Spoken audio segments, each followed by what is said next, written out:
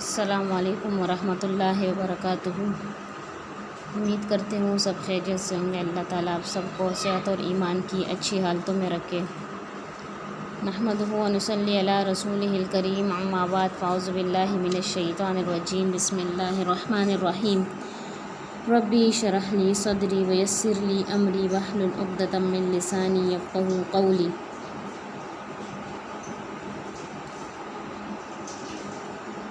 پچھلا تذکرہ ہمارا یہود، نصارہ اور سابئین کے بارے میں تھا، اور ان کی میں نے صفات تعریف بھی بیان کر دی کہ ان کی تعریف کیا ہے، یہود کی تعریف کیا ہے، یہود کو یہود کیوں کہتے ہیں، نصارہ کو نصارہ کیوں کہتے ہیں۔ تو اس سے آگے جو ہے انشاءاللہ ہم پڑھیں گے وَإِذْ أَخَذْنَا مِيثَاقَكُمْ وَرَفَعْنَا فَوْقَكُمُ الطُّورَ، اور جب ہم نے تم سے وعدہ لیا اور تم پر طور پہاڑ کھڑا کر دیا، خُذُوا مَا آتَيْنَاكُمْ بِقُوَّةٍ وَاذْكُرُوا مَا فِيهِ لَعَلَّكُمْ تَتَّقُونَ، اور کہا جو ہم نے تمہیں دیا ہے اسے مضبوطی سے تھام لو، اور جو کچھ اس میں ہے اسے یاد کرو تاکہ تم بچ سکو۔ یعنی اللہ تعالیٰ نے موسیٰ علیہ السلام کو تورات دی، اس کے بعد بنی اسرائیل سے کہا کہ ان احکاموں کو مضبوطی سے تھام لو، ان احکاموں کے طریقوں پر زندگی گزارو تو کامیابی ملے گی۔ لیکن پھر بھی بنی اسرائیل ایسی قوم تھی کہ اس کے ماننے سے انکار کر دیا، اور جو ہے کہہ دیا کہ ہم اس کو نہیں مانتے۔ اگر اب دیکھا جائے تو اس دور کے مسلمانوں کو اور پھر ان کا قرآن پر عمل کو دیکھے تو بہت کم لوگ ملیں گے آپ کو جو صحیح طریقے سے قرآن پاک پر عمل کرنے والے ہوں گے۔ تو اسی طرح جو تھے بنی اسرائیل بھی موسیٰ علیہ السلام کی کتاب یعنی تورات پر وہ عمل پیرا ٹھیک سے نہیں تھے۔ کچھ لوگ تھے جو مخصوص لوگ تھے جو صحیح سے عمل کرنے والے تھے، باقی زیادہ تعداد جو ان میں تھی وہ نافرمان تھے۔ اسی طرح ثم تولیتم من بعد ذلک فلولا فضل اللہ علیکم ورحمتہ لکنتم من الخاسرین، لیکن تم اس کے بعد یعنی جو پچھلا واقعہ گزرا جب ان کو اللہ تعالیٰ نے تو جو ہے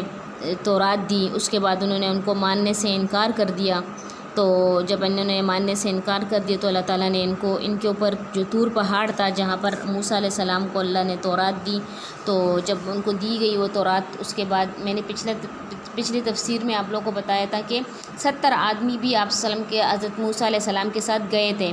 تو جب موسیٰ علیہ السلام کے ساتھ وہ گئے تھے تو جب ان کو موسیٰ علیہ السلام کو جب تورات دی گئی تو انہوں نے انکار کیا۔ تو جب انہوں نے انکار کیا تو اللہ تعالیٰ نے اس طور پہاڑ کو ان کے سروں کے اوپر اونچا کر دیا اور ان سے کہہ دیا کہ اگر تم لوگ اس کے احکام کو نہیں مانو گے، اس تورات کے، اور موسیٰ علیہ السلام کی جو ہے پیروی نہیں کرو گے اور اس تورات کی پیروی نہیں کرو گے تو میں اس طور پہاڑ کو تمہارے سروں کے اوپر جو ہے کر دوں گا۔ تو اللہ تعالیٰ نے اس پہاڑ کو اٹھایا اور ان کے سروں کے بالکل جیسے سایہ کر دیا اس پر، اور کہا اگر تم انکار کرو گے تو میں اس پہاڑ کو تمہارے اوپر جو ہے گرا دوں گا اور تم لوگ جو ہے ذلیل ہو جاؤ گے۔ تو پھر انہوں نے جو ہے اس بات کے بعد معافی مانگی۔ تو ان آیتوں میں ان کی وضاحت ہے کہ ثم تولیتم من بعد ذلک، لیکن تم اس کے بعد بھی پھر گئے، پھر اگر اللہ تعالیٰ کا فضل اور اس کی رحمت تم پر نہ ہوتی تو تم نقصان والے ہو جاتے۔ تو کیا ہوا کہ یہ واقعہ پیش آیا جب تو انہوں نے انکار کیا، پھر اس کے بعد انہوں نے معافی مانگی اللہ سے اور پھر انہوں نے کہا کہ ہم مانیں گے، تو اللہ تعالیٰ نے ان کی توبہ کو قبول فرمایا، اور پھر بھی جو ہے اس کے بعد بھی جو ہے وہ سدھرے نہیں، بعد میں پھر بھی انہوں نے اس طرح کے گناہ کیے جن چیزوں کا اللہ تعالیٰ نے منع کرنے کا حکم دیا تھا تو وہ ان کو بجا لاتے تھے۔ تو اگر ہم اپنے معاشرے میں اور اس کی طرف توجہ کریں تو ہم خود سوچیں کہ ہم قرآن اور حدیث پر کتنا عمل کرنے والے ہیں۔ تو اسی طرح وَلَقَدْ عَلِمْتُمْ وَلَقَدْ عَلِمْتُمُ الَّذِينَ اعْتَدَوْا مِنْكُمْ فِي السَّبْتِ فَقُلْنَا لَهُمْ كُونُوا قِرَدَةً خَاسِئِينَ، اور یقیناً تمہیں ان لوگوں کا بھی علم ہے جو تم میں سے ہفتے کے بارے میں حد سے بڑھ گئے، اور ہم نے بھی کہہ دیا تم ذلیل بندر بن جاؤ۔ یہ کب کا واقعہ ہے؟ جب اللہ تعالیٰ نے ان سے کہا کہ جو ہفتے کا دن ہے بنی اسرائیل سے، اور جو ہفتے کا جو یہود تھے، یعنی بنی اسرائیل کو یہود کہا جاتا ہے، تو ان سے کہا کہ ہفتے والے دن تم مچھلیوں کا شکار مت کرنا، بلکہ کوئی بھی دنیاوی کام کرنے سے ان کو منع کیا گیا تھا، لیکن انہوں نے ایک حیلہ اختیار کر کے حکم الہی سے انہوں نے تجاوز کر لیا، یعنی ایک ایسا حیلہ بنایا انہوں نے کہ ہفتے والے دن بطور امتحان اس طرح ہوتا تھا کہ جو بطور امتحان ہفتے والے دن مچھلیاں زیادہ ہوتی تھی، تو انہوں نے کیا کر دیا، یعنی اللہ نے اس دن منع کیا ہوا تھا، لیکن اس دن مچھلیاں بھی زیادہ آتی تھیں، تو جب مچھلیاں زیادہ آتی تھیں تو انہوں نے گھڑے کھدوا دیے تاکہ مچھلیاں ان میں پھنسے، اور پھر اس کے بعد جو ہے راتوں کو وہ دوسرے دن جو ہے وہ اس کو پکڑ لیتے تھے۔ تو کیا تھا، جب اللہ نے ان کو منع کر دیا لیکن پھر بھی انہوں نے اس پکڑنے کے ذریعے کو جو ہے اختیار کیا، اور اللہ کے حکم کو جو ہے انہوں نے نہیں پورا کیا، تو اللہ تعالیٰ نے پھر ان کو بندر بنا دیا۔ جب وہ بندر بن گئے اور اللہ تعالیٰ نے جو ہے ان کی جو نافرمانی تھی اس کے سبب ان کو گھیر لیا، تو یہ ان کا عذاب تھا ان پر جو اللہ کی طرف سے ان پر نازل ہوا تھا، اور ان کی نافرمانی اور سرکشیوں کی وجہ سے۔ تو اگر اس معاشرے کو دیکھا جائے، اگر وہ اس طرح کے گناہ کرتے ہیں، اور اللہ تعالیٰ کے کتنے احکام ہوتے ہیں، وہ دن میں کتنے نمازیں پڑھتے ہیں، کتنے سجدے کرتے ہیں، اس کے بعد کتنے احکاموں پر عمل کرتے ہیں، اور کتنی جو ہے شادی بیاہ میں اور میتوں میں کتنا جو ہے وہ آپ صلی اللہ علیہ وسلم اور قرآن کو، آپ صلی اللہ علیہ وسلم کی سنت کو اور قرآن کو فالو کرتے ہیں، تو اس پر غور کرنا چاہیے کہ آیا ہم جو کچھ کر رہے ہیں شادی بیاہ میں یا فوتگی میں، کوئی ایسی بدعت تو نہیں کر رہے جو دین میں کوئی ایسی ہو جو مطلب قرآن اور حدیث سے ثابت نہ ہو۔ تو ان چیزوں کی طرف دیکھنا ہے، کیونکہ جو ہے ان کو تو دنیا میں بھی اس طرح کا عذاب مل جاتا تھا، لیکن محمد صلی اللہ علیہ وسلم کی دعا کی وجہ سے اس قوم پر، اس امت پر اس طرح کی جو ہے عذابات نہیں آتے۔ لیکن جو ہے لوگ اتنے گناہ کرتے ہیں لیکن اللہ تعالیٰ ان پر پردہ ڈال دیتا ہے، لیکن قیامت والے دن ان تمام گناہوں کو اللہ تعالیٰ واضح کر دے گا۔ تو اللہ تعالیٰ ہم سب کو ایسی گناہوں سے محفوظ فرمائے۔ اس کے بعد جو ہے فَجَعَلْنَاهَا نَكَالًا لِمَا بَيْنَ يَدَيْهَا وَمَا خَلْفَهَا وَمَوْعِظَةً لِلْمُتَّقِينَ۔ جب اللہ تعالیٰ نے ان کو بندر بنا دیا، اور اس کے بعد جو ہے ان کو اللہ تعالیٰ نے یہ بھی کہہ دیا کہ میں رہتی دنیا تک، یعنی اسے ہم نے اگلوں اور پچھلوں کے لیے عبرت کا سبب بنا دیا، اور پرہیزگاروں کے لیے واعظ اور نصیحت کا۔ تو کیا، یعنی یہ جو پرہیزگار تھے، متقین تھے، نیک لوگ تھے، تو ان کے لیے اللہ تعالیٰ نے اس کو عبرت جو ہے بنا دیا، جو آنے والے تھے سب کے لیے اللہ تعالیٰ نے اس واقعے کو، جو لوگ بندر بن گئے تو اللہ کے حکم کو نہیں پورا کیا، تو اللہ تعالیٰ نے ان کو عبرت بنا دیا۔ اس کے بعد جو ہے آگے واقعہ آ رہا ہے، موسیٰ علیہ السلام کے ہی قوم میں سے ایک شخص نے جو ہے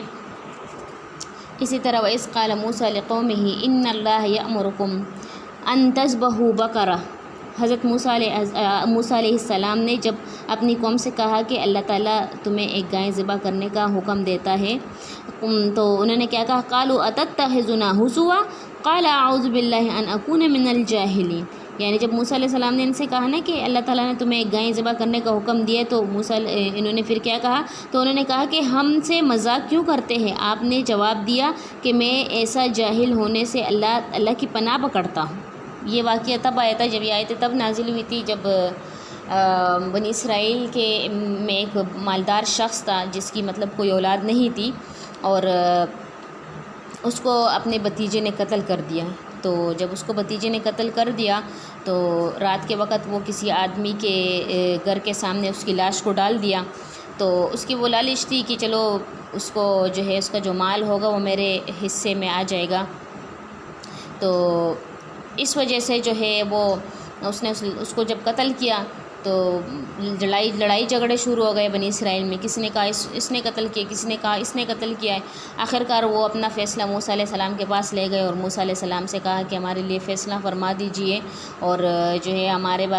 حق میں کوئی فیصلہ کر دیجئے، تو کہ ہم کیا کریں، مطلب ہم کیا اس طرح وہ کریں کہ ہمیں پتہ چل جائے کہ اس کو کس نے قتل کیا۔ تو موسیٰ علیہ السلام جو اللہ کے پیغمبر تھے، تو وہ وحی کے ذریعے اللہ تعالیٰ نے ان کو بتا دیا اور کہا کہ ان سے کہو کہ ایک گائے ذبح کرے، اور وہ گائے جو ہے